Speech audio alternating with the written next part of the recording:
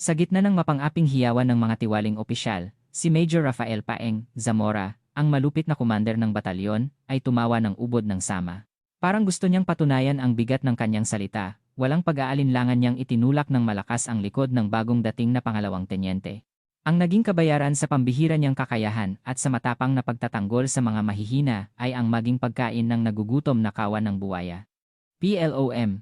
Sumambulat ang madilim na tubig, at ang payat niyang katawan ay agad na nilamon ng kailaliman ng mga buwaya, ngunit hindi kailanman inakala ni Major Zamora na ang itinulak niya ay hindi lang basta isang babaeng opisyal, kundi isang lihim na emergency call na nagbukas ng mga pintuan ng impyerno para sa kanyang mga magulang, na kabilang sa dalawang pinakamataas na puwesto sa sandatahang lakas ng Pilipinas. Isang bangungot at walang awa na paghihiganti ang nagsimula, isang pagbagsak ng mapagmataas na imperyo. Sa dulo ng maputik na kalsada, nakatayo ang isang luma at kalawangin na guard post na may nakaukit na nakakakilabot na pangalan, Batalyon ng Itim na Kuko. Ito ay tila isang malaking bibig ng halimaw na sumasalubong sa mga bisita. Kriing. Sa pagbukas ng kinakalawang na rehas, isang militar na jeep ang pumasok sa kampo. Huminto ang sasakyan sa gitna ng parade ground, at bumaba mula rito ang isang opisyal.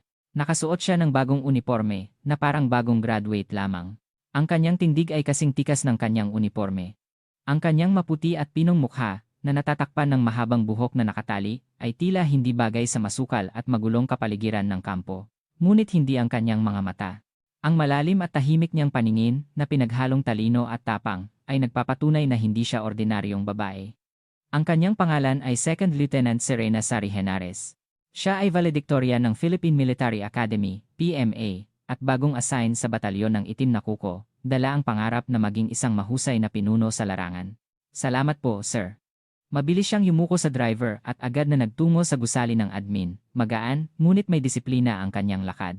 Sa tuwing dumadaan siya, ang tingin ng mga sundalong nag-eensayo ay biglang napupunta sa kanya, bago sila biglang mapapatingin sa lupa, tila natatakot. Mabigat at maaliwalas ang hangin na bumabalot sa buong kampo. Parang ang nakakabining katahimikan bago dumating ang isang malaking bagyo. Ramdam ni Sari na hindi ito isang normal na unit. Sergeant Major, Second Lieutenant Henares po. Nag-uulat sa pag-assign ngayong araw, sir. Sa admin office, si Master Sergeant Rogelio Rodi Diaz, na may mamantikang mukha, ay tiningnan siya mula ulo hanggang paa bago nagbigay ng pilit na pagbati. Sa mata niya, imbes na paggalang sa bagong opisyal, ay may halong inis at paghamak, tila nagtataka kung bakit may babae na napadpad doon. Oo, narinig ko na ang balita. Ang kwarto mo ay sa dulo ng barracks. Magpahinga ka na muna. Mahihirapan ka rito, lalo na sa kalagayan mo bilang babae. Diretso siyang minamaliit ng Sargento Mayor. Ngunit si Sari ay hindi nagpakita ng anumang pagbabago sa ekspresyon, at sa halip ay bahagyang ngumiti at nagsabing, Sargento Mayor, sana po ay ituring niyo ako tulad ng ibang sundalo. Ayokong bigyan ng espesyal na pagtrato dahil lang sa babae ako o dahil valedictorian ako ng PMA. Dito, isa lang akong sundalo. Sa mapagkumbaba at matapang niyang paninindigan, sandaling natigilan ang Sargento Mayor. Ngunit bigla itong suminghal at bumulong, ang tapang mo, ah. Tingnan natin kung gaano katagal yan. Pinatawag niya ang isang admin personnel para ihatid si Sari sa kanyang barracks. Sa daan, tinanaw ni Sari ang buong kampo at unti-unting nakita ang katotohanan sa likod ng kakaibang kapaligiran. Ang mukha ng mga sundalo ay hindi nagpapakita ng sigla o pagmamalaki ng isang militar, kundi matinding takot at kawalang katiyakan, na parang hinahabol sila ng kung ano. Hindi sila nag-uusap at kumikilos lang sila na parang anino, sumusunod sa bawat tingin ng mga opisyal. Bigla siyang natigilan. Sa tiningnan niya, mayroon siyang nakita na hindi dapat naroon sa loob ng isang kampo militar, isang malaking artipisyal na lawa. Ngunit hindi ito asul o malinaw. Ang tubig ay may nakakasukang dilawluntian na kulay, puno ng mga lumulutang na bagay, at naglalabas ng masamang aura na tila may nakatira na hindi mo alam. Ang mas nakakakilabot ay ang bakod sa paligid ng lawa. Ilang wire lang ito, na tila guguho anumang oras. Hindi ito bakod para pigilan ang makakulong sa loob. Sa halip, mukha itong isang bitag na ginawa upang may mahulog dito. Naramdaman ni Sari ang paglamig ng kanyang likod. Ano po ang gamit ng lawa na iyan? Tanong niya sa admin personnel sa tabi niya. Sa tanong niya, namutla ang mukha ng sundalo. Pinunasan nito ang pawis at bumulong na tila nagbigkas ng isang ipinagbabawal na salita. Iyan po ay ang espesyal na training ground ng commander. Para po sa swamp survival training. Walang-wala sa boses niya ang kapanipaniwala. Ang kanyang mga mata ay nanginginig sa takot. Bago pa magtanong si Sari, bigla itong nagsalita ng katotohanan, may sabi-sabi po, na nag-aalaga ng buwaya ang commander dyan sa loob. Buwaya? Tumimo ang salitang iyan sa isip ni Sari. Ngayon, naintindihan niya ang lahat, ang katotohanan sa likod ng takot na bumabalot sa kampo. Ang dahilan ng lungkot sa mukha ng mga sundalo. Hindi ito training ground. Ito ay isang malupit na lugar ng pagpatay at ang throne ng tyrant na namumuno sa batalyon. Mukhang may matalas na mata ang bago nating opisyal. Tama. Sa akin ang mga buwaya na iyan. May problema ba? Mula sa likuran, isang tinig na kasing lamig ng yelo at mapagmataas ang narinig. Nagulat si Sari at ang admin personnel at agad na lumingon. Doon, nakatayo ang isang lalaking kasing laki ng bundok, hindi mo alam kung kailan pa siya naroroon. Ang kanyang uniforme ay perpekto, ngunit imbes na dangal ng isang sundalo, ang ipinapakita niya ay ang brutalidad ng isang predator. Ang kanyang mga mata ay malamig at walang damdamin, parang sa isang reptilya. Siya si Major Rafael Paeng Zamora, ang hari ng batalyon ng itim na kuko. Ang admin personnel ay halos mahimatay sa takot habang nagbigay ng salute. Sir. Salute po sa commander. Hindi pinansin ni Zamora ang sundalo. Ang tingin niya ay nakatuon kay Sari, tinitingnan siya mula ulo hanggang paa na parang nag-estimate ng isang piraso ng karne. Sa mata niya, may halong paghamak at kakaibang pagtataka sa bagong toy na pumasok sa kanyang teritoryo. Narinig ko na valedictorian ka raw ng PMA. Pero ang ganda mo naman, parang isang bulaklak. Hindi bagay sa lugar na ito. Diretso niya itong hinamak sa kanyang itsura, ngunit si Sari ay hindi natinag at nagbigay ng formal na salute. Second Lieutenant Serena Henares, Sir. Nag-uulat sa pag-assign. Ang kanyang matapang na tindig ay tila nakainsulto kay Zamora. Ang kanyang kilay ay kumunot. Hindi ito ang PMA na inuupuan mo sa mesa, tenyente. Dito, digmaan. Ang mahihina ay hindi mabubuhay, lalo na ang mga babae. Binigyang diin niya ang salitang babae upang sadyang mamaliitin siya. Hindi ko alam kung gaano kakahusay, pero sa batalyon ko, susundin mo ang batas ko. Ang sinumang lalaban sa akin ay magiging pagkain lang ng mga buwaya na iyan. Naiintindihan mo? Hindi lang ito babala.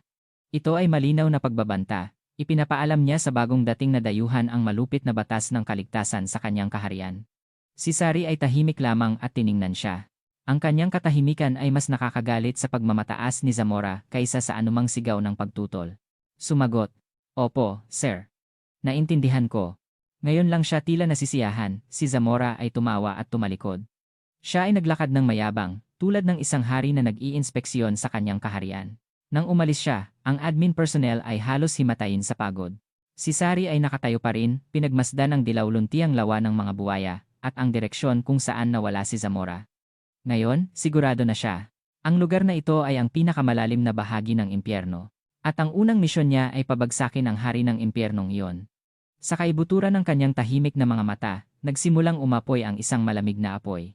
Kinabukasan, bago sumikat ang araw, ang matinis na tunog ng sirena ay umalingaunggaw sa parade ground ng batalyon ng itim na kuko, hudyat ng emergency assembly. Ang mga sundalong kagigising lang ay dali-daling nagsuot ng kanilang uniforme at tumakbo patungo sa parade ground. Sa harap nila, nakatayo, nakapamulsa, ang mapagmataas na predator na si Major Zamora. Isang malupit na ngiti ang nakapaskil sa kanyang mukha. Atensyon, lahat ng miyembro ng batalyon. Ang boses niya ay humati sa malamig na hangin ng madaling araw. Ngayon, mayroon tayong napaka-espesyal na bisita. Si Second Lieutenant Serena Henares, ang valedictorian ng PMA. Napakahalagang tao, hindi ba? Sa pagbanggit niya sa pangalan ni Sari, ang tingin ng lahat ng sundalo ay napunta sa kanya na nakatayo sa dulo ng hanay ng mga opisyal. Si Sari ay nakatitig sa harap ng hindi gumagalaw. Nagtataka ako, kaya ba ng ating valedictorian ang matinding pagsasanay sa batalyon ng itim na kuko? Kaya naman, magsasagawa tayo ng isang welcome training para kay Second Lieutenant Henares. Welcome training. Sa paglabas ng salitang iyon, ang mukha ng mga sundalo at maging ng ibang opisyal ay nagpakita ng matinding kaba. Alam nila kung ano ang ibig sabihin ng espesyal na training ni Zamora. Ito ay lehitimong torture at pampublikong kahihiyan na nakabalat kayo bilang training. Ang training ngayon ay full pack mountain run. Ang course ay ang taluktok ng ulupong sa likod ng kampo. 20 kilometers balikan, at ang time limit ay 3 oras. Kapag may isa man lang na nabigo o lumampas sa oras, lahat ng miyembro ng batalyon ay mag-full pack run sa parade ground. Naiintindihan? Opo, sir. Taluktok ng ulupong. Sa pangalan pa lang, namutla na ang mukha ng mga sundalo. Ito ay isang kilalang masikip at mapanganib na course, na kahit ang mga miyembro ng Special Forces ay naiiling. Ang utos na tapusin ito sa loob ng 3 oras, lalo na't napakahirap na tapusin, ay halos imposible. Ngunit hindi pa tapos ang kalupitan ni Zamora. Naglakad siya palapit kay Sari. At syempre, ang ating bida, si Second Lieutenant Henares, ay dapat bigyan ng espesyal na pagtrato. Ang iba ay magsuot ng 20 kilong pack ayon sa regulasyon, ngunit ikaw, tenyente, ay magsuot ng 30 kilong pack. Kung valedictorian ka, dapat kakaiba rin ang lakas mo, hindi ba? Ano sa tingin mo, tenyente? Nagsimulang magbulungan ang buong parade ground. 30 kilo. Isang bigat na halos hindi kaya ng isang matandang lalaki na buhatin.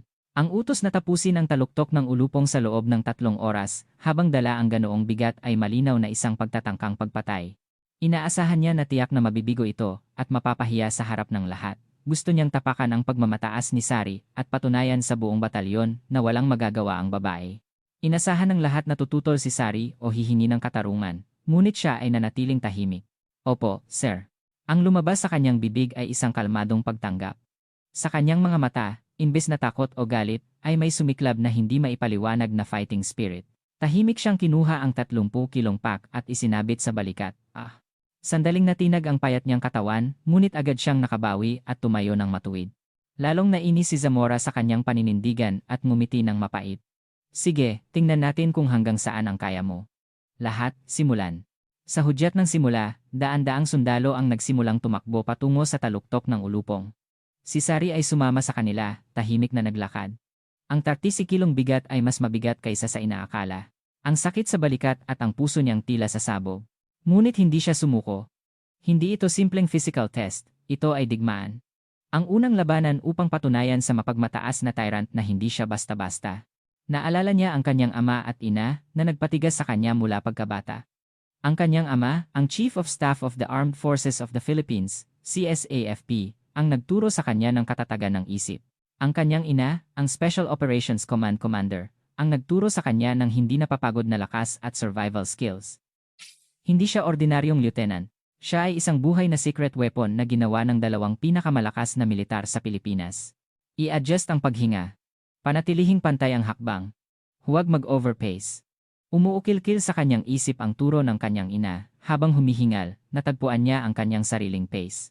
Sa simula ay tila napag-iwanan siya, ngunit nang magsimula ang matarik na akyatan, nagbago ang sitwasyon. Ang mga sundalong naubusan ng lakas ay isa-isang bumabagsak. Kahit ang mga opisyal na lalaki, na may tiwala sa kanilang lakas, ay hirap na hirap. Ngunit si Sari ay hindi huminto. Ang kanyang katawan ay kumikilos ng pare-pareho at epektibo, parang isang makina. Kahit umuulan na ng pawis at halos maputol na ang kanyang mga binti, ang kanyang mga mata ay hindi natinag. Nagsimula siyang lampasan ang isa-isang nauna sa kanya, ang mga sundalong nilalampasan niya ay nakatingin sa kanya na tila nakakita ng multo, hindi makapaniwala. Hindi nila maintindihan kung paanong naglabas ng ganoong lakas ang payat niyang katawan. Nang makarating siya sa turning point, kabilang na siya sa front group. At nang magsimula ang pababa, lumabas ang galing niya. Hindi lang siya tumatakbo. Halos dumulas siya sa bundok, naghahanap ng pinakamaikling daan, at nagbigay ng malakas na bilis. Sa finish line, ang mukha ni Zamora, na nag-observe ng oras, ay unti-unting tumigas. Inaasahan niya na si Sari ang unang babagsak o susuko ng umiiyak. Ngunit habang tumatagal, ang kanyang hula ay lubusang nabibigo. Sa wakas, may isang figura ang lumabas sa dulo ng ridge.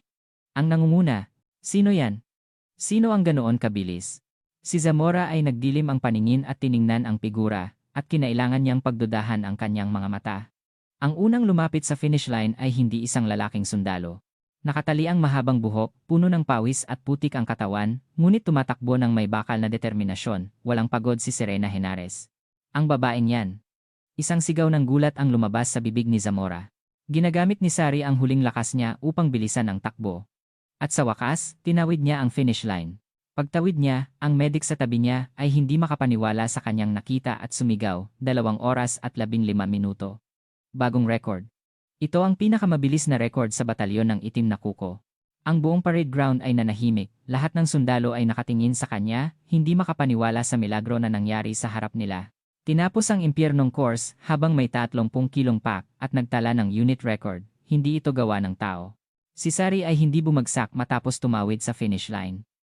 Habang humihingal, tumayo siyang matuwid at naglakad patungo sa harap ni Zamora.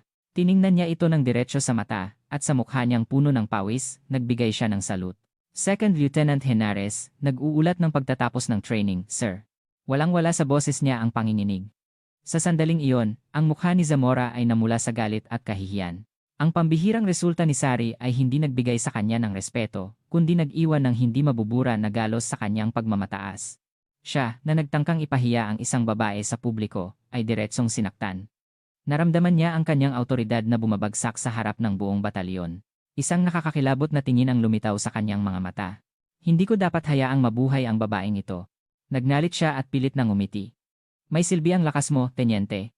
Ngunit ang digmaan ay hindi lang sa lakas. Hindi ba? Ang boses niya ay malamig at puno ng masamang babala, parang sa isang ahas. Ang unang labanan ay nagtapos sa malaking tagumpay ni Serena Henares, ngunit alam niya, hindi ito ang katapusan, kundi ang simula lang ng totoong impyerno. Ang galit ng tyrant ay nagsimula ng umapoy ng hindi na makontrol. Ang tagumpay ni Serena Henares ay hindi nagdala ng respeto o pagkilala. Sa halip, ang kabaligtaran. Siya ay ganap na nakahiwalay, ang mga sundalo ay humanga sa kanya, ngunit kasabay nito, natatakot sila. Ang takot na baka madamay sila sa galit ng commander ay nagtayo ng hindi nakikitang pader sa pagitan nila ni Sari. Sa kantina, sa barracks, sa training ground, lagi siyang mag-isa. Ang kanyang anino ay mahaba at malungkot. Ngunit hindi niya inalintana iyon. Hindi siya pumunta doon para magkaroon ng kaibigan. Pumunta siya doon para maging pinuno at alamin ang katotohanan sa likod ng impyernong batalyon. Ang pagkakahiwalay ay nagbigay sa kanya ng mas maraming oras para mag-obserba. At ang nakita niya sa batalyon ng itim na kuko ay mas malala pa sa kanyang inaakala. Hindi ito militar. Ito ay isang malaking kaharian ng karahasan na pinamumunuan ng malupit na tyrant na si Rafael Zamora. Ang paraan niya ng pamamahala ay simple, takot. Ginamit niya ang maliliit na pagkakamali bilang dahilan para magbigay ng hindi makataong parusa sa mga sundalo. Ang sinumang lalaban sa kanya ay lubusang niyuyurakan sa harap ng lahat. Ang pisikal na pang-aabuso at mga banta ay pang-araw-araw, at ang pagkatao ng mga sundalo ay unti-unting nawawasak. Isang mainit na hapon, habang nag-eensayo sa firing range, may isang bagong sundalo, si PFC Miguel Migs Santos, ang nakabagsak ng isang piyesa ng baril dahil sa kaba. Isang maliit na pagkakamali. Ngunit nang makita iyon ni Zamora, biglang nagningning ang kanyang mga mata, agad siyang lumapit sa sundalo. PFC Santos. Hindi ka na dapat sundalo. Alam mo ba kung anong nangyayari sa mga nagbabagsak ng baril sa digmaan? Sorry po, sir. Sorry. Titindig ba ang disiplina sa sorry mo? Ha? Tumawa si Zamora at minuso ang lawa ng mga buwaya, na tila simbolo niya. Takbo. Ngayon din, tumakbo ka sa lawa na iyan ng 10 beses habang may pack. Sige. Lawa ng mga buwaya. Namutla ang mukha ni PFC Santos. Hindi lang ito simpleng pagtakbo sa parade ground, isa itong psychological torture. Umiiyak siyang nagsimulang tumakbo sa gilid ng nakakakilabot na lawa habang may pack. Pinagmasdan ni Sari ang pangyayari mula sa malayo. Sa ilalim ng matinding init ng araw, ang bagong sundalo na may mabigat na pack ay mukhang babagsak na. Ang tingin niya ay paulit-ulit na napupunta sa dilaw-luntiang tubig. Ang malalaking anino na gumagalaw sa tubig ay sumisira sa kanyang isip. Pangatlo, pang-apat na lap. Habang lumilipas ang oras, bumagal ang takbo niya at lumalim ang paghinga. Namutla ang mukha niya at naging asul ang labi. Malinaw na senyales ng dehydration at heat stroke. Ngunit si Zamora ay masayang pinapanood ito. Ang ibang opisyal ay walang lakas ng loob na pigilan siya at nagkunwari na hindi nakikita. Kapag hinayaan ito, mamamatay ang sundalo. Sa sandaling iyon, kumilos si Sari. Walang pag-aalinlangan siyang lumapit kay Zamora. Huminto siya sa harap nito at nagbigay ng matigas na salute. Hindi nasisiyahan si Zamora sa pagkaabala at tiningnan siya ng may pagkainis. Ano? Sir, hindi maganda ang kondisyon ni PFC Santos. Nagpapakita na ng senyales ng heat stroke. Ayon sa regulasyon, dapat itong itigil at dalhin sa medical unit. Ang boses niya ay kalmado ngunit matigas. Tumawa si Zamora sa katapangan niya. Regulasyon, tenyente. Mukhang hindi mo pa alam, sa batalyon na ito, ang salita ko ang regulasyon. Paano makikipaglaban sa giyera kung ganyan lang ang mental toughness? Hindi ito physical training, mental toughness training ito. Ngunit, sir, kung magkaroon ng aksidente. Aksidente? Nagliwanag ang mata ni Zamora. Kung ganoon, ang responsibilidad ay mapupunta sa squad leader at platoon leader na hindi nagturo ng maayos sa sundalo. Hindi ba? Ito ay isang mapanlinlang na pagbabanta. Kapag patuloy siyang lumaban, isisisi sa kanya at sa kanyang mga tauhan ang lahat, ngunit hindi siya sumuko. Ang huling responsibilidad ay nasa commander pa rin, sir. Hindi ko kayang ilagay sa panganib ang buhay ng aking tauhan. Mag-isip po kayo ulit. Tiningnan niya ito ng diretso sa mata. Sa harap ng kanyang tahimik ngunit matatag na tingin, sandaling nawalan ng salita si Zamora, nagnalit siya. Ang tingin ng babaeng iyon ay nagpainit sa ulo niya. Sa huli, nagmura siya ng mahina at minuso si Mig Santos na halos bumagsak na. Hoy, Migs, lumapit ka rito. Nanginginig si Migs na lumapit. Hinawakan ni Zamora ang baba niya ng marahas at sinabing, mabuti na lang at nakiusap ang iyong platoon leader para sa iyo. Patawarin kita ngayon. Lumayas ka na at pumunta sa medical unit. Kumilos siya na parang isang haring nagpapakita ng awa.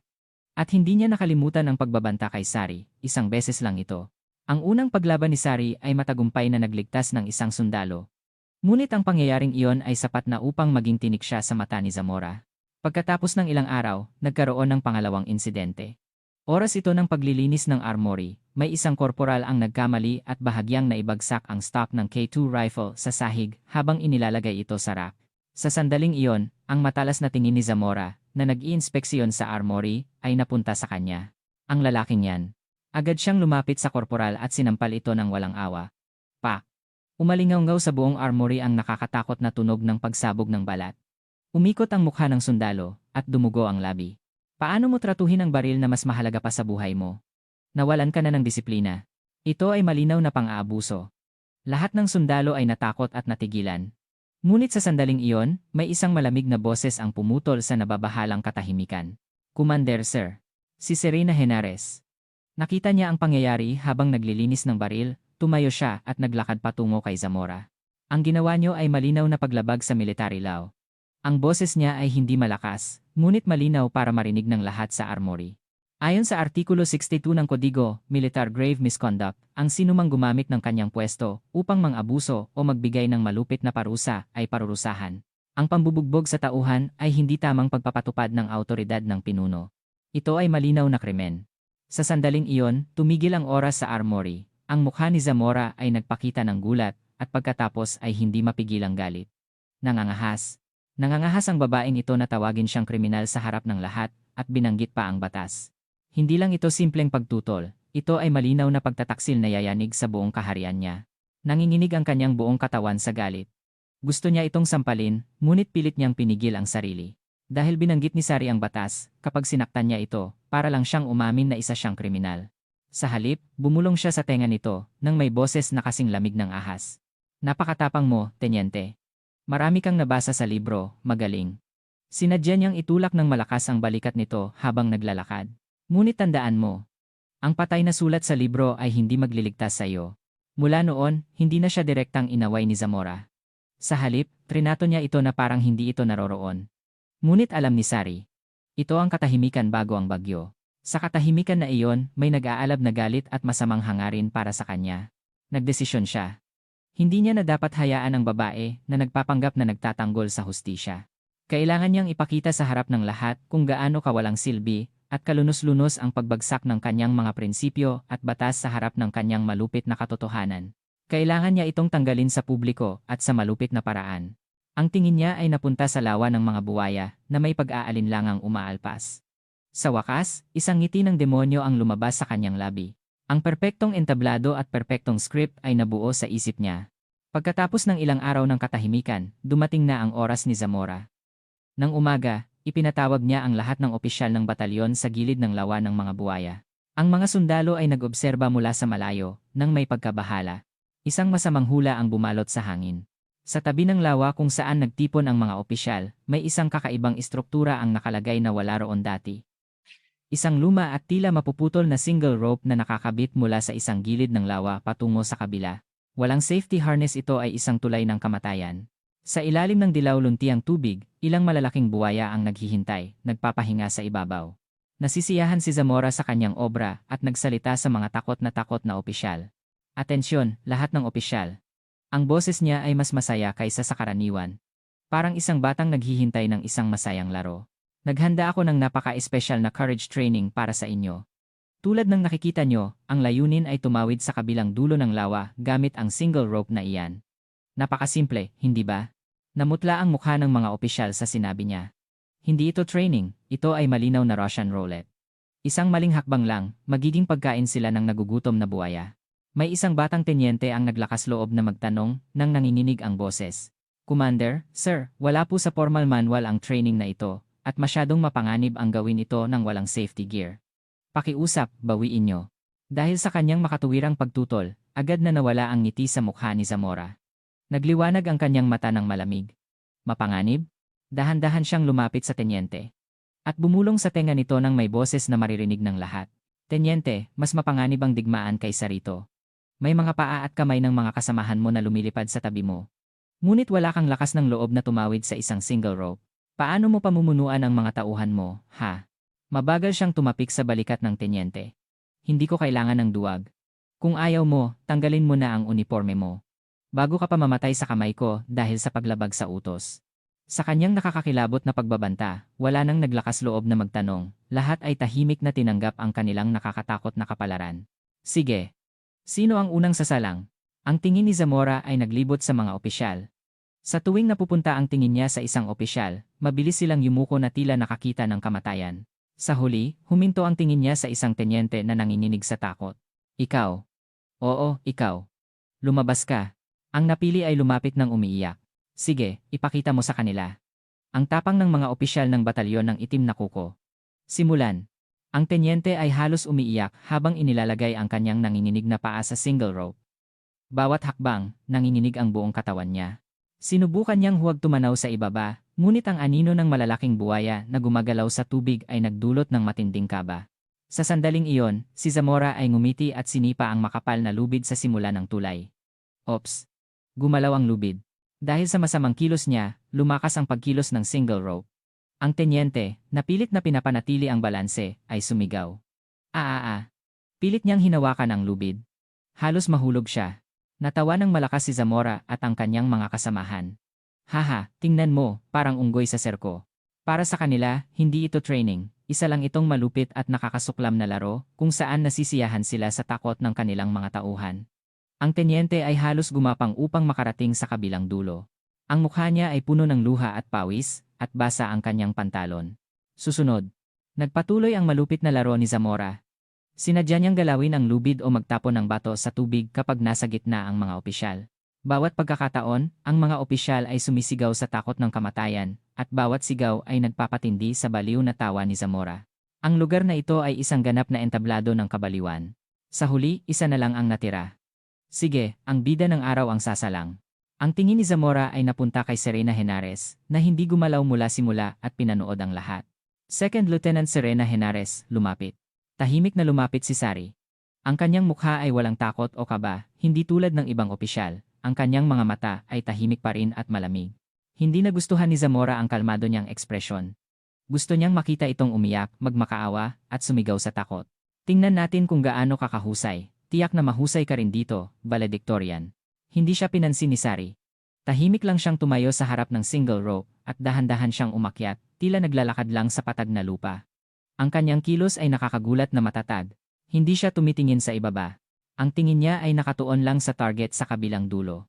Sa nanginginig na lubid, ang kanyang katawan ay matatag, parang isang punong ugat na nakabaon sa lupa. Ang kilay ni Zamora ay kumunot sa kanyang paninindigan. Hindi siya pumalya at sinipa ng malakas ang lubid. Ang lubid ay mas gumalaw kaysa kanina. Aba! Ngunit si Sari ay hindi natinag. Agad siyang yumuko, inayos ang center of gravity niya, at nagpatuloy sa paglalakad na parang walang nangyari. Ang kanyang superhuman na balanse ay nagdulot ng mahinang bulungan sa mga sundalong nanonood. Ang mukha ni Zamora ay nagalit, hindi niya matanggap, na ang babaeng ito ay nagiging bida sa kanyang perpektong entablado. Nawalan siya ng kontrol at mas malakas niyang ginulo ang lubid. Wala siyang balak huminto hanggat hindi sumisigaw si Sari sa takot. Ngunit si Sari ay kalmado pa rin. Ang kanyang kalmadong kilos ay lalong nagpainit sa galit ni Zamora, may isang bagay na pumutok sa kanyang isip. Nang halos makarating na siya sa kabilang dulo ng tulay, hindi na nakapagpigil si Zamora at kumilos na siya mismo. Tumakbo siya at umakyat sa tulay, at huminto sa harap ni Sari na palapit sa kanya. Ngayon, dalawa na lang sila ang naghaharap sa makipot na single rope. Nagliwanag ang mata ni Sari. Sa wakas, nagpakita na siya ng totoong anyo. Ang mukha ni Zamora ay puno na ng galit at kabaliwan. Ang kanyang mga mata ay namumula at humihingal siya. Sa tingin mo, nanalo ka. Ang boses niya ay puno ng galit na tila isang bulkan na sasabog. Ang sandali ng paghuhukom ay papalapit na. Ang distansya sa pagitan nila ay hindi aabot sa isang dangkal. Sa ilalim, ang malalaking buwaya ay nagsimulang umikot sa kanilang paligid na parang mga pating na nakaamoy ng dugo. Ang buong lawa ay napuno ng matinding tensyon. Ang mga sundalo na nanonood ay hindi napigilang lumunok. Anumang oras, may mangyayaring masama. Si Serena Henares ay hindi natinag, ang kanyang tingin ay hindi umiwas sa galit na mata ni Zamora. Ang kanyang katahimikan ay parang isang malalim na balon na hindi natitinag sa harap ng malaking apoy. Ang kanyang kalmadong kilos ay sa wakas pumutol sa huling hibla ng katinuan ni Zamora. Hindi niya matiis ang tingin na tila minamaliit siya ng mortal na dapat ay nasa ilalim niya sa kanyang kaharian. Gumapang siya na parang demonyo ng impyerno. Anong tingin yan? Hindi sumagot si Sari. Tahimik lang siyang nakatingin. Ang kanyang katahimikan ay mas matalim kaysa sa anumang panlilibak, at sinugatan nito ang pagmamataas niya. Ikaw ang valedictorian ng PMA, kaya mo? Nag-record ka sa physical test. Kaya mo? Ano? Lalong lumakas ang boses niya. Nawalan siya ng katinuan at sumigaw sa galit. Sa tingin mo, dahil nakatawid ka sa lubid na iyan, ikaw ay may halaga. Nangangahas. Nangangahas ang babaeng ito na hamunin ako, si Rafael Zamora, sa sarili kong kaharian. Ang sigaw niya ay puno ng kabaliwan, hindi na siya isang military commander, isa na siyang bulag na hayop na naniniwalang inatake ang teritoryo niya. Umabante pa siya ng isang hakbang. Ang makipot na lubid ay nanginginig sa bigat ng dalawang tao. May ituturo ako sa iyo na napakahalagang katotohanan, tenyente. Inilapit niya ang mukha niya kay Sari, isang nakakasuklam ng ngiti, at mabahong amoy ang lumabas sa bibig niya. May batas sa mundo na ito.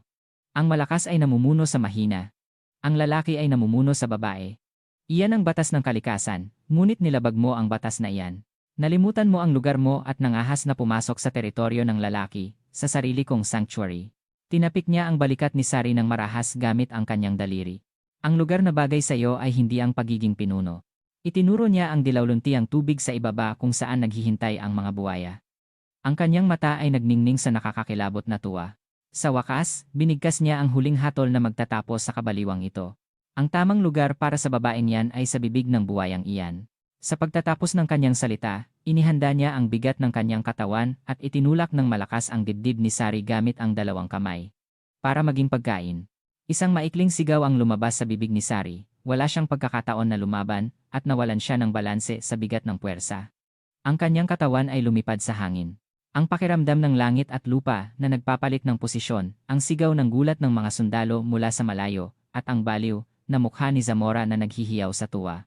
Ang lahat ay dumaan sa harap niya ng dahan-dahan. Ang kanyang katawan ay walang magawa na bumagsak. PLOOM. Isang malaking tilamsik ng tubig ang sumambulat, at si Serena Henares ay agad na nawala sa dilawluntiang putik. Sa sandaling iyon, tumigil ang oras, lahat ng sundalo ay natigilan, nakabuka ang bibig, hindi makapaniwala sa nangyari sa harap nila. Ang kanilang pinuno ay itinulak ang kanilang kasamahan sa lawa ng buwaya. Hindi ito training o parusa. Ito ay malinaw na pagpatay. Ngunit ang kanilang gulat at takot ay nalunod sa baliw na tawa ni Zamora. Tingnan nyo, ito ang katapusan ng sinumang humamon sa akin. Panoorin nyo kung paanong magiging pagkain ng buwaya ang babaeng yan. At sinumang naglakas loob na suwayin ako, kayo ang susunod. Sumigaw siya sa single rope, parang isang conqueror na nakuha ang lahat. Ang kanyang mga kasamahan ay nagising din at nagpalakpakan at naghiyawan. Para sa kanila, ito ay pagpapatunay ng hustisya at ang sandali na lalong tumitibay ang kanilang kaharian. Malamig at madilim ang ilalim ng tubig. Halos mawalan ng malay si Sari sa biglaang pagkabigla, ngunit ang boses ng kanyang ina, na nagbigay sa kanya ng matinding training, ay umalingaunggaw sa tenga niya. Huwag kang mawawalan ng katinuan, anuman ang sitwasyon. Ang takot ang papatay sa iyo, ngunit ang pagiging kalmado ang magliligtas sa iyo. Idinilat niya ang kanyang mga mata. Ngunit sa madilim na tubig, wala siyang makita. Ang nararamdaman lang niya ay ang amoy ng kamatayan at ang nakakakilabot na pagkilos ng malalaking predator na palapit sa kanya. May isang bagay na kasing gaspan ng papel ang dumampi sa kanyang binti. Balat ng buwaya. Sa ibabaw, ang mahinang tawa ng demonyo na nagpapabilis ng kanyang kamatayan ay naririnig. Kawalang pag-asa. Kahit sino pa man, sa sitwasyong ito, ay mawawalan ng pag-asa, susuko, at tatanggapin ang kanyang kapalaran, ngunit si Serena Henares siya. Sa kanyang mga mata, isang malamig na apoy ng survival ang nagsimulang umapoy. Ang kanyang kamay ay tahimik, ngunit mahigpit na humawak sa handle ng military knife na nakasabit sa kanyang bewang. Ang digmaan ay nagsisimula pa lang. Ang amoy ng kamatayan. Binalot siya ng malamig na tubig, at ang huling hangin sa kanyang baga ay masakit na sumigaw. Ang paningin ay ganap na dilim. Sa paligid, ang malalaking anino ay gumagalaw na parang multo. Para sa ordinaryong tao, ito ang pinakamasamang sitwasyon kung saan sila ay malulunod sa takot at hihilahin pababa. Ngunit si Sari ay iba. Ang kanyang isip ay nakakagulat na malamig at malinaw. Sa harap ng kamatayan, ang kanyang utak ay mas mabilis na gumana kaysa sa karaniwan. Hindi ito ang unang beses na naranasan niya ang sitwasyong ito. Siyempre, ito ang unang beses na nahulog siya sa pugad ng buwaya, ngunit ang katulad na matinding survival training ay bahagi na ng buhay niya. Ang alaala ng nakaraang 10 taon ay dumaan sa kanyang isip na parang kidlat. Noong bata pa siya, ang mga laro niya ay hindi tulad ng sa ibang bata. Imbes na malambot na buhangin, may maputik na latian. Imbes na makulay na jungle gym, may matarik na bangin. At ang taong humahawak sa kanyang kamay ay hindi ang kanyang ama, kundi ang kanyang ina, si Lieutenant General Sofia Pia de Guzman Henares, ang Special Operations Command Commander, na tinatawag na pinakamalakas na human weapon sa Pilipinas. Hindi siya pinalaki ng kanyang ina na parang isang bulaklak sa greenhouse. Sa halip, pinalaki niya itong parang isang cub na inihagis sa masukal na kagubatan, mas malakas at mas matigas. Sari, ang pinakamasamang kalaban sa mundo ay hindi ang nakikita mo. Ito ay ang takot sa loob mo. Sa sandaling mamuno ito sa iyo, patay ka na. Kung minsan, tinatapon siya ng kanyang ina sa malamig na ilog ng nakapiring ang mata, o pinapabayaan siya sa malalim na gubat ng walang pagkain sa loob ng ilang araw. Ang layunin ng lahat ng training ay isa lang, huwag mawalan ng katinuan, anuman ang sitwasyon, kalmado na mag-analisa sa paligid, at maghanap ng paraan para mabuhay. Lahat ng hayop ay may kahinaan. Kahit ang pinakamalaking predator ay may kahinaan, hanapin mo ang kahinaan na iyon, at gawin mo itong pinakamatatalim mong sandata. Ang sandata mo ay hindi ang kalamnan mo, kundi ang utak mo. Ang boses ng kanyang ina ay parang bumubulong mismo sa kanyang tenga sa sandaling iyon. Pamunuan ng takot. Ianalisa ang kalaban, at mabuhay. Idinilat ni Sari ang kanyang mga mata. Wala nang pagkalito. Ang nagliliwanag lang ay ang tingin ng isang malamig na analyst para sa survival. Pilit niyang inipon ang natitirang hangin at ginawa niyang minimal ang galaw ng kanyang katawan. Ang pag-aalburuto ay katangahan lang, at parang nag-advertise na nandito ako sa mga predator. Hinayaan niya ang sarili na umayon sa agos ng tubig at tinutukan ang lahat ng kanyang pandama sa kanyang balat. Ang magaspang at matigas na bagay na dumampi sa kanyang hita ang unang buwaya. Hindi pa siya sigurado na pagkain siya at nag-i-explore pa lang. Gumagalaw ito ng pabilog sa kanyang paligid. Nabasa niya ang galaw nito sa pamamagitan ng bahagyang pagbabago sa agos ng tubig. Sa sandaling iyon, isang pahina sa Wildlife Predator Database na pinag-aralan niya kasama ang kanyang ina ang bumukas sa isip niya. Buwaya, crocodile. Ang pangunahing sandata sa ilalim ng tubig ay ang malakas na kagat at ang death roll, pag-ikot, na bumibiyak sa biktima, ngunit mayroon silang mga nakamamatay na kahinaan. Una, paningin sa ilalim ng tubig, mayroon silang transparent na membrane, nictitating membrane, para protektahan ang mata. Nagpapahintulot itong magbukas ng mata sa tubig, ngunit nakakalabo rin sa paningin. Umaasa sila sa galaw at vibration sa pangangaso. Pangalawa, kakayahang gumalaw. Ang kanilang death roll ay mapanira, ngunit kailangan nilang gamitin ang kanilang buntot o bahagi ng katawan para maging suporta sa ilalim o sa iba pang bagay para makapag-ikot. Ibig sabihin, nababawasan ang lakas nito kapag nasa ere. Pangatlo, ang pinakamalaking kahinaan, ang mata at ang medyo malambot na leeg at tiyan. Ang lahat ng impormasyon ay agad na nag-organisa. Alam na niya ang gagawin. Una, bawasan ang galaw para makalabas sa radar nila. Pangalawa, pumunta sa pinakamalalim na bahagi kung saan hindi maaabot ang kanyang paa para hindi nila magamit ang death roll. Pangatlo, sa tamang sandali, targetin ang pinakamahina nilang bahagi, ang mata. Nagawa ang plano. Pinigilan niya ang sakit na tila sa sabog ang kanyang baga at dahan-dahang lumangoy pababa, mas malalim, tulad ng isang isda. Ang baliw na tawa ni Zamora, na naririnig mula sa ibabaw, ay lalong lumayo. Naramdaman ba ang galaw niya? Ang isang buwaya na nag-explore ay nagdesisyon na at sumugod patungo sa kanya. Ang tubig ay naghiwalay ng malakas, at isang malaking anino ang bumalot sa kanya. Frontal attack, gusto niya itong hatiin sa isang iglap. Sa sandaling iyon, imbes na umiwas at lumangoy sa gilid, pumunta si Sari sa mas malalim na bahagi. Ang malaking bibig ng buwaya ay sumara sa lugar kung nasaan ang ulo niya, na nagbigay ng nakakakilabot na tunog. Kaunting-kaunti na lang.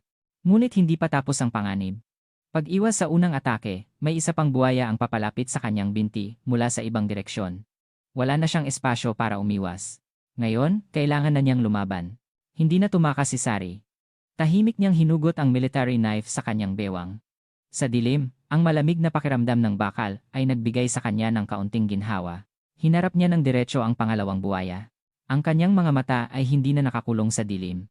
Sa kanyang isip, ang lahat ng bagay sa impyernong espasyo ay nakaguhit, parang isang mapa ng labanan. Kalaban, buwaya. Sandata, isang kutsilyo. Posibilidad na mabuhay, maliit. Ngunit ang kanyang puso ay nakakagulat na kalmado. Ito ang huling graduation exam na inihanda ng kanyang ina sa buong buhay niya at kailangan niyang pumasa sa exam na ito. Tumigil ang oras. Sa ibabaw ng tubig, ganoon. Sina Zamora at ang kanyang mga kasamahan ay naghihintay lang ng sigaw ng babae o ng dugo na lalabas, hindi nila alam ang matinding survival fight na nangyayari sa ilalim ng tubig. Para sa kanila, si Serena Henares ay patay na, isang biktima na walang pangalan na namatay ng malungkot matapos hamunin ang kanilang autoridad. Ngunit ang mundo sa ilalim ng tubig ay tumatakbo sa direksyon na hindi nila inaakala. Ang pangalawang buwaya. Mas malaki at mas agresibo kaysa sa una. Sumugod ito patungo sa binti ni Sari nang may bilis na parang torpedo. Wala nang espasyo o oras para umiwas. Frontal confrontation. Iyon lang ang tanging pagpipilian. Ang utak ni Sari ay natapos ang lahat ng kalkulasyon sa loob ng 0.1 segundo, halos wala ng hangin sa kanyang baga. Isang pagkakataon lang. Kapag nabigo, siya ay mapupunit. Hindi na siya umasa sa resistance ng tubig. Pilit niyang ginamit ang kanyang dalawang binti at sumugod sa tubig na parang isang dolphin. Ang target niya ay hindi ang pagtakas. Sa halip, sumugod siya sa harap ng buwaya na paparating sa kanya. Ito ay isang hindi pangkaraniwang kilos na tila pagpapakamatay. Sandaling nagulat ang buwaya. Hindi pa ito nakaranas ng biktima na sumusugod sa kanya, ngunit ang instinct ng predator ay hindi huminto. Ibinuka nito ang malaking bibig. Daan-daang matatalas na ngipin ang papalapit sa kanya, parang mga pintuan ng kamatayan. Sa sandaling iyon, ang katawan ni Sari ay lumiko ng may pambihirang flexibility, parang isang eel. Naiwasan niya ang bibig ng buwaya ng kaunti at dumikit sa tabi ng malaking ulo nito. Ang balat ng buwaya, nakasinggas pa ng papel de liha, ay nagdulot ng tunog ng pagkapunit sa kanyang uniforme. At kumilos ang kanyang kamay. Ang unang prinsipyo ng underwater knife fighting na itinuro ng kanyang ina, bawasan ang resistance ng tubig at itusok ang vital point ng kalaban sa pinakamaikli at pinakadiretsong ruta. Ang military knife sa kanyang kanang kamay ay parang isang kidlat. Piniga niya ang lahat ng kanyang lakas at momentum sa dulo ng kutsilyo. Ang target niya ay hindi ang matigas na balat o ang malakas na kalamnan ng panga. Ang tinarget niya ay ang pinakamalambot at pinakanakamamatay na kahinaan nito, ang mata. PUK, isang nakakatakot at malagkit na tunog ng isang bagay na malambot ang natunaw at pumasok ng mas malalim ang kutsilyo ang umalingaunggaw sa tubig. Naramdaman ni Sari ang nakakakilabot na pakiramdam ng pagputok ng mata ng buwaya sa kanyang kamay. Arg! Ang lumabas sa bibig ng buwaya ay hindi sigaw, kundi isang sigaw ng sakit. Ang tunog ay tumama sa buong katawan ni Sari sa pamamagitan ng vibration sa tubig. Sa matinding sakit, ang katawan ng malaking buwaya ay nagsimulang gumalaw ng baliw. Parang isang sea serpent, nag-ikot ito sa tubig, pilit na gumalaw. Death roll. Ngunit hindi ito para bumasag ng biktima, kundi isang desperadong pagtatangka na tanggalin ang kutsilyo sa mata nito. Hindi niya pinansin at binitawan ang kutsilyo at ginamit ang momentum para umalis. Ang pagkabaliw ng buwaya na nawalan ng mata ay naapektuhan din ang ibang buwaya. Ang kalmadong ilalim ng lawa ay naging isang chaos na may malaking vortex. Lalo pang lumakas ang pag-ikot ng putik at nagbanggaan ang mga buwaya sa pagkalito. Ngayon na, hindi pinalampas ni Sari ang pagkakataon na ito. Ginagamit niya ang huling lakas niya, nagsimula siyang lumangoy patungo sa ibabaw ng lawa. Sa likuran niya, ang nakakatakot na sigaw ng buwaya na nawalan ng mata ay naririnig pa rin. Sa ibabaw, si Zamora ay nagsimulang mainip. Dahil hindi lumabas ang inaasahan niyang sigaw o dugo, siya ay nadismaya. Wala pang lumalabas na bangkay. Tiyak na kinain na pati ang buto. Ske. Hanggang dito na lang ang panonood. Lahat, bumalik sa training ground. Bago pa matapos ang kanyang salita, PLOOM. May isang bagay ang tumalon palabas ng tubig, sa tapat mismo ng kanyang paa. Sa simula, walang nakakilala kung ano iyon. Ang katawan ay basa, puno ng putik at algae, parang isang halimaw mula sa latian. Ngunit nang tumayo at maglakad ang figurang iyon, ang lahat ay nagbigay ng sigaw ng gulat. Si Serena Henares. Bumalik siyang buhay. Ngunit hindi na siya ang pamilyar nilang bagong lieutenant na may pino at magandang mukha. Sa pagitan ng basa at nakadikit na buhok, ang kanyang mga mata ay nag-aapoy na parang apoy ng impyerno. Ang kanyang uniforme ay punit-punit at ang kanyang braso at binti ay may malalaking gasgas na pula mula sa ngipin ng buwaya. Sa kanang kamay niya, may isang military knife na tumutulo pa ng dugo ng buwaya. Hindi siya ang pagkain ng buwaya. Siya ay ang diyosa ng digmaan na bumalik matapos manggaso ng buwaya. Cough! Sumipsip siya ng sariwang hangin sa kanyang baga at umubo ng ilang beses, at dahan-dahan siyang nagtaas ng ulo. Ang kanyang tingin ay hindi napunta sa sinuman sa paligid. Tanging isang tao lang, si Zamora, na nakatingin sa kanya mula sa single rope, hindi makapaniwala sa kanyang nakikita. Ang kanyang tingin ay tumama agad kay Zamora. Sa sandaling iyon, muling tumigil ang mundo ni Zamora. Ang kanyang isip ay walang laman. Paanong? Paanong nabuhay ang babaeng ito? Anong ginawa niya sa mga buwaya ko? Tumanggi ang kanyang utak na intindihin ang suryal na eksena sa harap niya. Ang nilalang na pagkain lang niya kanina ay nakatingin sa kanya, may hawak na kutsilyong may dugo. Ang tingin na iyon ay hindi na sa tao. Ito ay ang tingin ng isang avenging angel na dumating para patayin siya. Ganoon din ang kanyang mga kasamahan, hindi maari, ang tanging lumabas sa bibig nila. Isang malabong takot ang nagsimulang sumibol sa kanilang isip. Baka hindi tao ang pinatay namin kanina. Si Sari ay hindi nagsalita. Tahimik lang siyang naglakad, dahan-dahan, patungo kay Zamora, habang hawak ang kutsilyong may dugo. Ang tunog ng kanyang mga yabag ay lumamon sa lahat ng ingay sa baliw na entablado. Katahimikan. Ang tanging naghari sa gilid ng lawa ay ang katahimikan na parang kamatayan. Sa harap ni Serena Henares, na naglalakad na parang isang diyosa ng impyerno, na may hawak na kutsilyong may dugo, ang kaharian ni Zamora ay tuluyang nawalan ng lakas. Ang mga sundalo ay nakalimutan na huminga, nakatitig sa hindi makatotohanang eksena. Hindi huminto si Sari. Sa nanginginig niyang lakad, ngunit walang pag-aalinlangan, patuloy siyang lumapit kay Zamora na natigilan pa rin sa lubid. Ang kanyang mga mata ay nag-aapoy sa malamig na galit. Sa sandaling iyon, ang kanyang kamay ay natural na umakyat sa kanyang tenga. May isang napakaliit at ordinaryong pilak na hikaw ang nakakabit sa earlobe niya. Isang simpleng aksesory ng bagong lieutenant. Walang pumansin doon. Ngunit hindi ito simpleng jewelry. Ito ay isang advanced emergency call device na lihim na ginawa ng Department of National Defense. Sa labas, ito ay nakatago sa titanium alloy, ngunit sa loob, may micro-GPS chip na konektado sa satellite at isang special encrypted channel na nagpapadala ng signal sa dalawang tao lang. Ginamit niya ang kanyang basang daliri at dahan-dahan, ngunit malinaw na pinindot ang maliit na bahagi ng hikaw. Click. Agad na ipinadala ang signal sa pamamagitan ng satellite. Patungo sa puso ng militar, daan-daang kilometro ang layo, sa dalawang receiver lang. Hindi na niya kailangang gumawa ng anuman. Kailangan lang niyang hintayin ang pagdating ng mga executioner ng hustisya. Muli siyang tumingin kay Zamora. Sa wakas, isang mahinang ngiti ang lumabas sa kanyang labi. Ito ay ang ngiti ng winner at isang malupit na panlilibak sa loser. Nang makita ni Zamora ang ngiting iyon, sa wakas ay nagising siya sa matinding pagkabigla. Ang dumaan sa kanyang isip ay hindi takot, kundi matinding galit at kahihiyan. Nangangahas ang babaeng iyon nang umiti sa akin. Ang baliw na babaeng ito. Nawalan siya ng katinuan. Wala na siyang maisip. Tanging ang primitive na pagnanasa lang na patayin ang gumagapang na insektong iyon gamit ang sarili niyang kamay ang naghari sa buong katawan niya. Nakalimutan niya ang balanse sa lubid at sumigaw sa kanyang mga tauhan sa ibaba, parang isang demonyo. Bakit kayo nakatingin lang, mga bobo? Barilin niyo na siya. Barilin niyo na. Sa utos niya, ang kanyang mga kasamahan na nawalan ng katinuan ay kumilos. Hinugot nila ang mga pistol sa kanilang bewang. Daan-daang itim na dulo ng baril ang nakatutok kay Serena Henares na walang armas. Barilin? Sige, barilin. Muling napunta sa matinding panganib ang sitwasyon.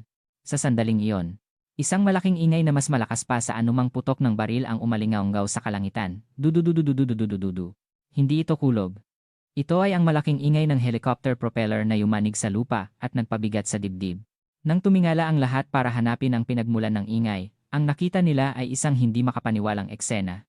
Sa likod ng ridge ng bundok, ang malalaking itim na Steel Hawks ay lumabas, parang mga anghel ng kamatayan. Dalawang Black Hawk attack helicopter na puno ng advanced weapons ang nasa harap, at sinundan ng daan-daang Chinook transport helicopter ang isang malaking formation. Ang kalangitan ay agad na nabalot ng anino ng malalaking bakal. Iyan, iyan. Isang sigaw ng gulat ang lumabas sa bibig ni Zamora. Ang unit mark na iyon ay hindi sa ordinaryong field unit. Ang mark na may skull and crossbones na nakakakilabot tingnan. Iyon ang simbolo ng Special Operations Command, SOCOM, ang pinakamahusay hindi, ang pinakamasamang grupo ng tao sa militar ng Pilipinas. Agad na inukupa ng mga helicopter ang himpapawid ng lawa. At sa sumunod na sandali, daan-daang itim na lubid ang bumaba mula sa mga helicopter na parang mga waterfall. Ang mga miyembro ng SOCOM, na nakasuot ng battle uniform na kasing itim ng putik, ay nagsimulang bumaba sa lupa, parang mga itim na demonyo. Ang kanilang kilos ay walang pag-aalinlangan. Sa loob lang ng ilang segundo, inukupa nila ang lahat ng pangunahing punto sa paligid ng lawa at itinutok ang malamig na dulo ng baril sa ulo ng mga opisyal ng itim na kuko na natigilan sa takot. Ang lahat ay nangyari sa isang kisap mata. Ang kaharian ni Zamora ay walang magawa na bumagsak na parang isang paper tiger sa harap ng absolutong kapangyarihan mula sa langit. Ang pinakamalaking command helicopter ay dahan-dahang lumapag sa gitna ng parade ground. Bumukas ang pinto ng helicopter at dalawang figura ang lumabas. Ang unang bumaba ay isang matandang general na may malaking katawan na parang bundok. Sa kanyang balikat, may apat na bituin na kumikinang na nagpapatunay na siya ang Chief of Staff of the Armed Forces of the Philippines, CSAFP. Siya si General Arturo Art Henares. Ang kanyang mukha ay matigas na parang bato, at ang kanyang mga mata ay nag-aapoy sa galit na parang isang bulkan. At sa tabi niya, may isa pang general na bumaba. Babae. Hindi siya kasing laki ni Jen Henares, ngunit ang aura na lumalabas sa kanya ay kasing lakas. Sa kanyang balikat, may tatlong bituin na nagpapatunay na siya ay isang Lieutenant General. Siya si Lieutenant General Sofia Pia de Guzman Henares, ang Special Operations Command Commander. Isang alamat na kumakatawan sa mga babaeng militar ng Pilipinas, kasama si Major General Pac Suhion. Ang dalawang pinakamalakas na gear na nagpapatakbo sa militar ng Pilipinas, ang CSAFP at ang SOCOM Commander. Magkasama silang dumating sa gitna ng impyerno. Pagbaba nila, naglakad sila ng walang pag-aalinlangan patungo sa iisang lugar. Ang tingin nila ay nakatuon kay Serena Henares, na nakatayo pa rin ng matapang sa sarili niyang paa, puno ng putik at dugo. Si Jen Henares ay hindi nagsalita, tinitigan lang niya ang kahila-hilakbot na anyo ng kanyang anak nang may mga mata na tila pupunitin ang mundo. Si Lieutenant Jen de Guzman Henares ang unang nagsalita. Sandali niyang tiningnan ang kanyang anak nang may pag-aalala bago lumingon kay Zamora, na nakatigilan na parang isang bangkay. Ang kanyang boses ay mas malamig at matalim kaysa sa snowstorm ng Siberia sa taglamig. Major Rafael Zamora. Nang mabanggit ang kanyang pangalan, natigilan ang buong katawan ni Zamora. Sa training manual ng Special Operations Command na pinamumunuan ko, walang courage training na nagtutulak sa isang tauhan sa pugad ng buwaya. Pwede mo bang ipaliwanag kung bago mo itong training method? Ang kanyang boses ay tahimik, ngunit may absolutong kapangyarihan na hindi maaaring suwayin. Sa sandaling iyon, ang huling katinuan at pagmamataas ni Zamora ay nagkawatak-watak. Naintindihan niya kung sino ang babaeng iyon na pinatay niya. Ang nag-iisang anak ng CSAFP, ang pinakamataas na pwesto sa militar ng Pilipinas, at ng SOCOM Commander, na naghahari sa buong Special Forces. Wala nang lumabas na makabuluhang salita sa kanyang bibig. Ang kanyang mga mata ay pumuti, at nawalan ng lakas ang kanyang mga binti. Agad siyang nawalan ng balanse sa single rope at nahulog ng kaawa-awa sa lawa ng buwaya na ipinagmamalaki niya. Iyon ang huling anyo ni Tyrant Rafael Zamora. Ang kaawa-awang pagbagsak ni Zamora ay parang isang signal na nagtatapos sa entablado ng kabaliwan na ipinagmamalaki niya. Nang humupa ang malaking tilamsik ng tubig, muling bumalik ang matinding katahimikan sa lawa. Ngunit ang katahimikan na ito ay iba sa nauna. Hindi ito takot, kundi paghanga at paggalang sa absolutong autoridad. Si Zamora, na nahulog sa tubig, ay nagpupumiglas. Hindi siya masama lumangoy, ngunit dahil sa matinding pagkabigla at takot, tumigas ang kanyang mga kalamnan, at nagpupumiglas lang siya na parang basang daga. Ang malalaking buwaya, na pinalaki niya, ay lumapit sa kanyang paligid, ngunit kakaiba. Hindi nila siya inatake. Tila sumusunod sila sa instinct sa harap ng mas malakas, mas tunay na apex predator na dumating. Nag-iikot lang sila sa paligid niya, nag-explore, ngunit hindi nangangahas na sumugod. Siya, na umarte bilang absolutong pinuno sa kanyang kaharian, ay naging isang walang halaga na mortal na hindi na pinapansin kahit ng mga hayop na pinalaki niya. Mula sa kalayuan, ang malamig na utos ni Letiti, Jen de Guzman Henares ay narinig, wala sa kanyang boses ang kaunting awa.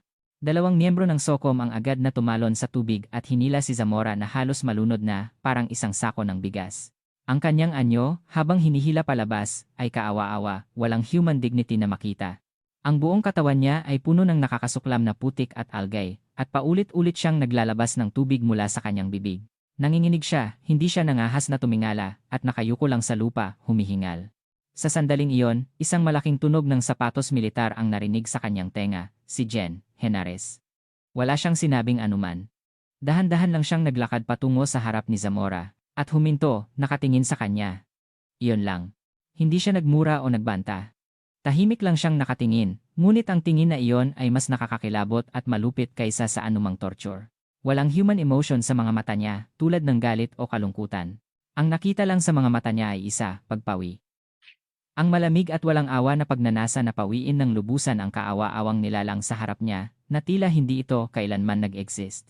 Ito ay isang absolutong tingin, walang damdamin, na parang Diyos na nakatingin sa isang worm. Naramdaman ni Zamora ang pagkapunit ng kanyang kaluluwa sa sandaling nagtama ang kanilang mga mata. Sige, patayin mo na ako. Mura-murahin mo ako, saktan mo ako. Pakiusap, huwag kang tumingin sa akin ng ganyan.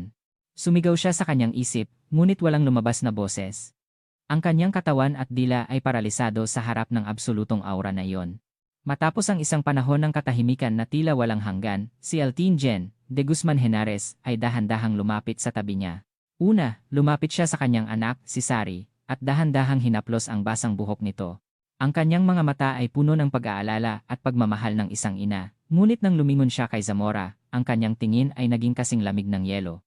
Tiningnan niya si Zamora na nakayuko sa lupa at nagsalita ng may kalmado at malamig na boses na parang nakikipag-usap sa isang insekto. Major Rafael Zamora. Binigkas niya ang rank niya na tila ito ang pinakamaruming salita sa mundo. Sa training manual ng Special Operations Command na pinamumunuan ko, walang courage training na nagtutulak sa isang tauhan sa pugad ng buwaya. Ang kanyang boses ay tahimik, ngunit tumimo sa tenga ng lahat. Baka bago mo itong training method. Kung ganoon, napaka-creative mo. Bibigyan kita ng pagkakataon na ipaliwanag ang creative idea mo sa Inspector General at Military Prosecutor's Office. Sandali siyang huminto at lumapit sa kanya, tinitingnan siya ng diretso sa mata. Ito ba ang sinasabi mong paraan ng batalyon ng itim na kuko? Oh, nagsuot ka lang ng sagradong uniforme para sa iyong nakakasuklam na laro. Sumagot ka. Sa sandaling iyon, sa wakas ay nag-ugnay ang lahat ng puzzle pieces sa isip ni Zamora, CSAFP Gen. Arturo Henares, Socom Aletero, Gen. Sofia de Guzman Henares, at ang bagong lieutenant na puno ng dugo. Ang mukha ng tatlong ito ay naging isang nakakakilabot na larawan. CSAFP, Socom Commander, at ang babaeng iyon, ama, ina, anak. Nang mapagtanto niya ang nakakatakot na katotohanan, ang kanyang mga mata ay pumuti. Sa kanyang bibig, isang sigaw na parang sa hayop ang lumabas. Nagsimula siyang iuntog ang ulo sa lupa, parang isang baliw. Ngayon lang niya naintindihan kung anong ginawa niya, at kung sino ang sinaktan niya, tila sinaktan niya ang langit at lupa ng Pilipinas. Mga general, hindi ko po sinasadya, hindi ko po alam. Hindi ko po alam na, anak niyo po. Kung alam ko lang, hindi ko po gagawin. Nagmamakaawa siyang mabuhay. Ngunit ang kanyang paghingi ng tawad ay lalong nagpapabigat sa kanyang kasalanan. Ang sinabi niya ay, ginawa ko lang iyon dahil hindi ko alam kung sino siya, na nagpapatunay kung gaano siya kasama at kahiya-hiya. Malamig siyang tinalikuran ni Laraten, Jen de Guzman Henares. Tumayo siya at nagbigay ng huling hatol. Ang kasalanan mo ay hindi ang saktan ng anak ko. Ang kanyang boses ay wala ng damdamin.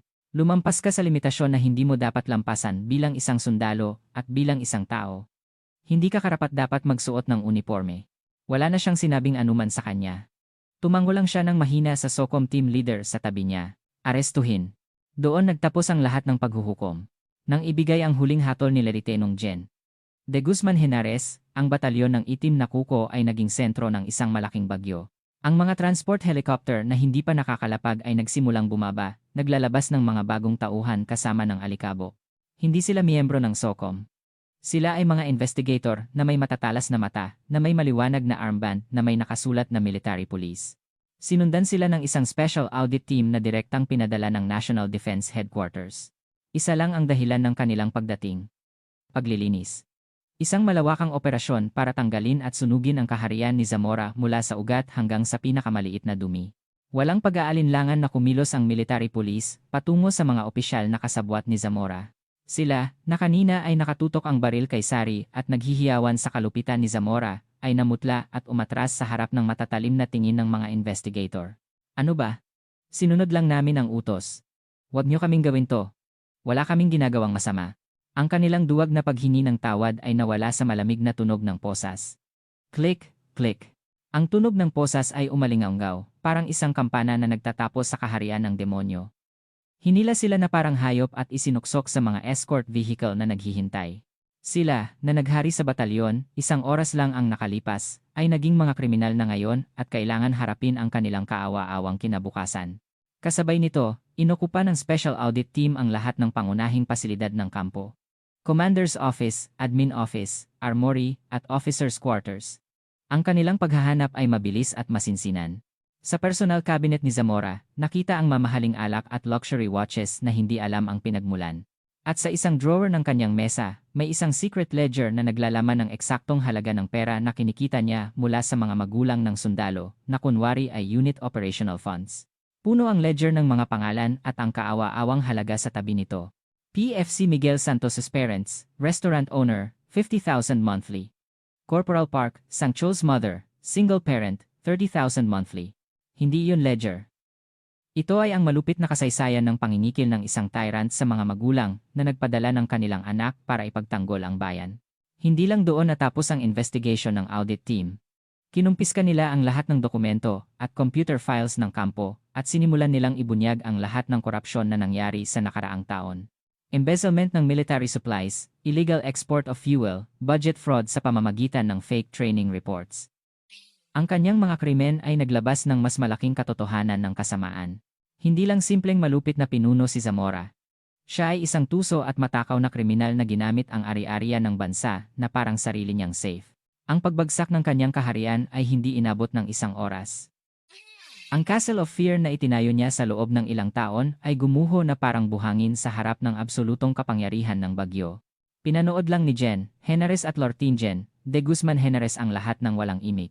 Pilit nilang pinigilan ang galit sa loob nila dahil sa katotohanan na ang kanilang minamahal na anak ay inihagis sa gitna ng kasuklam-suklam na krimen na iyon. Nang maaresto ang lahat ng pangunahing salarin at makuha ang lahat ng ebidensya, sa wakas ay nagsalita si Jen, Henares. Ang kanyang boses ay mahina at tahimik. Ngunit ang bigat ng salita niya ay nagpahinto sa lahat ng tao roon. Ipinatawag niya ang lahat ng commanders at generals na dumating. Ang nangyari rito ngayon ay kahihiyan sa buong militar. Yumuko ang lahat ng general sa kanyang sinabi. Paano nangyaring ang isang hayop na tulad nito ay nagawa niyang gawing sarili niyang ari-arian ang batalyon nang hindi man lang natin alam, o alam nyo, pero pinili nyo lang na huwag pansinin. Ang kanyang paninisi ay hindi nakatuon sa sinuman, ngunit tumama ito sa dibdib ng lahat na parang isang punyal. Ang pangalang batalyon ng itim na kuko ay buburahin sa kasaysayan simula ngayon. I-dissolve ang batalyon at i-reassign ang lahat ng tauhan. At sinumang kasangkot sa insidenteng ito, anuman ang rank, ay papanagutin ng pinakamahigpit, walang exception. Ito ay utos. Ang direktang utos ng CSAFP. Ito ay katulad ng death sentence. Ang pangalan ni Zamora at ang stigma na batalyon ng itim na kuko ay tuluyan ng nabura sa kasaysayan ng militar ng Pilipinas. Nang maayos na ang lahat, si Jen, Henares at Letinotse. Jen, de Guzman Henares ay lumapit sa kanilang anak, si Sari. Si Sari ay ginamot ng medic at nakatingin lang sa mga labi ng nagbagsak na kaharian. Walang sinabing anuman ang dalawa. Hinawakan lang nila ng mahigpit ang magkabilang balikat ng kanilang anak. Sa kanilang mga mata, hindi ang tingin ng pinakamataas na pinuno ng militar, kundi ang sakit at pagmamalaki ng isang ama at ina na nakatingin sa kanilang nasaktang anak. Ayos ka lang? Opo, ama. Ayos lang po ako. Natakot po ako, ngunit ginawa ko lang ang itinuro niyo sa akin. Maikling usapan. Ngunit sapat na iyon, naglalaman ito ng mas malalim na pagtitiwala at pagmamahal ng pamilya kaysa sa anumang mahabang salita ng pag-alo. Ngayon, ang pinto ng impyerno ay isinara. Tapang ng isang babae at ang malaking puwersa na kumilos para protektahan siya ay lubusang nagpabagsak sa isang bulok na imperyo. Ang kalangitan ay kulay pula na ng sunset. Ito ay isang dakila at malungkot na liwanag na nagtatapos sa isang panahon.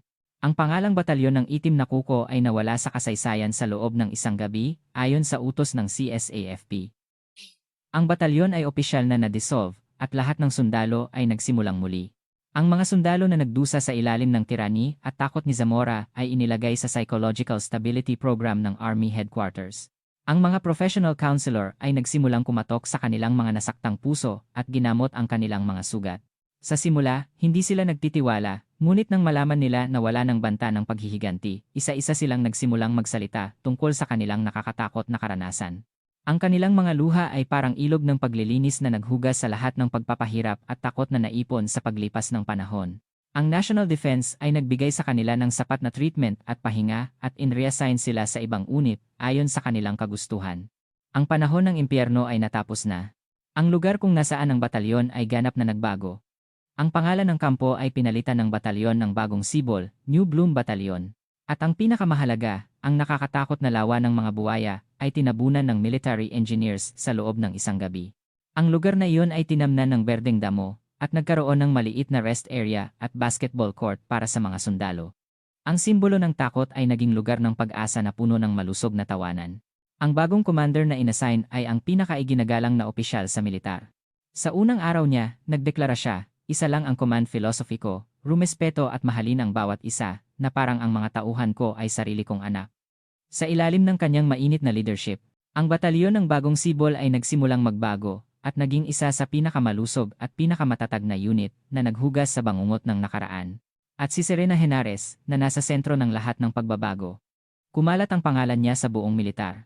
Sa simula, lahat ay nagulat sa katotohanan na siya ay anak ng CSAFP at SOCOM commander, ngunit nang malaman ang kanyang karanasan, pakikipaglaban, at tagumpay, ang gulat ay naging paghanga at paggalang. Ang Army Headquarters ay nagdesisyon na bigyan siya ng Medal of Valor dahil sa kanyang tapang, isang hindi pangkaraniwang hakbang para sa isang bagong lieutenant. Ngunit magalang na tinanggihan ni Sari ang lahat ng karangalan. Ginawa ko lang po ang dapat kong gawin bilang isang sundalo. Ang tumanggap ako ng espesyal na pagtrato ay hindi po tama sa aking mga kasamahan na nagdusa kasama ko. Tanggihan din niya ang inaasahang assignment sa mga elite unit tulad ng SOCOM o Intelligence Command. Sa halip, nag-volunteer siyang pumunta sa isang ordinaryong infantry platoon bilang platoon leader. Gusto pa rin niyang maging isang tunay na pinuno na magsisimula sa pinakamababang posisyon kasama ang mga sundalo at hindi sa kanyang background. Ang kanyang pagpili ay lalo pang nagpadakila sa kanya. Hindi na siya tinitingnan ng tao na parang anak lang ng general. Tinitingnan na siya bilang isang buhay na bayani na lumaban sa malaking kasamaan para ipagtanggol ang kanyang paniniwala. Saan man siya magpunta, ang kanyang kwento ay sumusunod na parang isang alamat. Siya ay naging pinakagusto na sundalo ng mga batang opisyal at simbolo ng pinuno na tunay na magtatanggol sa mga sundalo. Wala siyang hiniling na privilege, ngunit ang presensya niya mismo ay naging pinakamalaking privilege na sa militar ng Pilipinas. Ang kanyang pangalan ay isang buhay na babala sa mga bulok na practices at korupsyon. Sa paglipas ng panahon, si Sari ay ganap na umangkop sa kanyang bagong unit, siya ay mapagpakumbaba pa rin at nangunguna. Bago niya pagalitan ang kanyang mga tauhan, siya muna ang tumatakbo. Siya ang nangunguna sa pinakamahirap na training. Sa ilalim ng kanyang tapat na leadership, ang kanyang platoon ay naging pinakamatatag at pinakamahusay na fighting force sa buong unit. Isang gabi, pagkatapos ng training, habang inaayos niya ang barracks kasama ang kanyang platoon, may isang tawag ang dumating. Ang kanyang ama, ayos ba ang training? Ang boses ng kanyang ama ay malamig pa rin, ngunit naramdaman niya ang mainit na pag-aalala roon. Opo, ama. Masaya po ako. Pakiramdam ko, nahanap ko na ang lugar ko. Mabuti. Sapat na iyon. Maikling usapan. Ngunit sapat na iyon. Naramdaman niya ulit na hindi siya nag-iisa. At may isang malaking bundok na laging naniniwala at sumusuporta sa kanya. Ang panahon ng impyerno ay lumipas na. Sa harap niya, tanging ang magandang kinabukasan na lang ang naghihintay, bilang isang sundalo at bilang isang pinuno. Ang bagong umaga ay sumisikat matapos ang bangungot. Ilang buwan matapos ang nakakatakot na insidente, isang ordinaryong bahay sa isang tahimik na lugar sa Maynila, ang eksena sa sala ay kalmado at mapayapa, tulad ng ibang pamilya sa Pilipinas. Ang mainit na sikat ng araw ay pumapasok sa bintana, at may weekend drama sa telebisyon, ngunit ang tatlong taong nakaupo sa sofa ay hindi ordinaryo. Hindi na sila mga general na may bituin o sundalong may matigas na tindig. Sila ay isang pamilya lang ama, ina, at anak na nagpapahinga matapos ang matagal na panahon. Sa gitna ng sofa, nakaupo si Serena Henares, nakakatapos lang ng kanyang unang leave, hubad na siya sa uniforme, at nakasuot ng komportableng training clothes. Ang kanyang mga sugat ay naghihilom na, at ang mukha niya ay bumalik sa pagiging masaya at maliwanag na anak, imbes na soldier na dumaan sa impyerno. Sa tabi niya, nakaupo si LT. Jen. De Guzman Henares. Wala na ang matalim na tingin ng SOCOM commander, kundi ang tingin ng isang ina na nag-aalala sa sugat ng kanyang anak. Maingat niyang hinaplos ang natitirang peklat sa braso ni Sari. Masakit pa ba? Ang kanyang boses ay puno ng pagsisisi at pag-aalala dahil hindi niya naprotektahan ang kanyang anak. Ngumiti si Sari ng may biro. Hindi naman po. Medal na po ito. At sa totoo lang, mas masakit pa po ang survival training na pinagawa niyo sa akin. Sa kanyang biro, isang mahinang ngiti ang lumabas sa labi ni Sofia. Sa tapat, nakaupo si Jen. Henares sa single sofa, kunwari ay nagbabasa ng dyaryo. Ang kanyang mukha ay malamig at seryoso pa rin, ngunit sa likod ng dyaryo, ang kanyang tingin sa kanyang anak ay puno ng hindi maipaliwanag na pagmamalaki at paghanga. Umubo siya at nagtanong ng walang imik, ayos ba ang bago mong unit? Opo. Ama. Napakaganda. Mayroon akong mahusay na pinuno at tapat na mga tauhan. Gagawin ko po ang lahat para maging pinakamahusay na platoon. Ang sagot ni Sari ay puno ng kumpiyansa at pag-asa. Nang marinig iyon, tumango lang si Arturo ng mahina at wala nang sinabing anuman. Ngunit alam ni Sari na ang pagtango na iyon ay naglalaman ng absolutong pagtitiwala at suporta para sa kanya. Si Sofia ay nag-aalala pa rin at tiningnan ang mukha ng kanyang anak. Talaga bang ayos ka na, anak? Gaano ka katakot noon? Kung na-late kami, ang kanyang boses ay nanginginig sa takot. Hinawakan ni Sari ang kamay ng kanyang ina ng mainit. Ina. Tiningnan niya ang mata ng ina at nagsalita ng may kumpiyansa. Ayos lang po ako. Dahil sa inyong dalawa, ang pinakamahusay na instructor sa mundo, nakuha ko ang perpektong training. Sa sandaling iyon, wala nang kailangan pang sabihin ang tatlo. Sa kanilang mga mata, nakita nila ang malalim na pag-iintindihan at pagmamahalan, at ang matibay na samahan bilang isang community of faith. Magkasama silang tumingin sa labas ng bintana. Sa labas, ang mapayapang tanawin ng Pilipinas, na inilalaan nilang ipagtanggol, ay nakita. Ito ang kanilang kapalaran, at kasabay nito, ang kanilang pinakamalaking pagmamalaki. Ang pamilya ng General. Sila ay isang napaka-espesyal at matatag na pamilya na umiiral para ipagtanggol ang bayan. Huwag kang manghusga sa panlabas na anyo ng isang tao. Sa likod ng balat ng tupa na minamaliit mo, baka may nakatagong nakakatakot na ahas na kayang putulin ang leg mo sa isang iglap. Ang mapagmataas na kilos ng isang tao ay nagdulot sa kanya, at sa lahat ng itinayo niya sa pagbagsak, ang kapangyarihan ay parang isang espada. Kung paano mo ito gagamitin, iyon ang magiging tabak na magtatanggol sa bayan, o ang sandata na puputol sa sarili mo. Ano ang masasabi niyo sa matinding paghuhukom ng pamilya ng general na ito? Hindi ba ito ang pinakamahusay at pinaka-hindi mapigilang paghihiganti na hinihintay niyo? Ibahagi ang inyong matapat na opinyon sa comment section sa ibaba. At kung gusto niyo ng mas malakas at mas nakakapanabik na kwento, huwag kalimutang mag-subscribe at mag-like.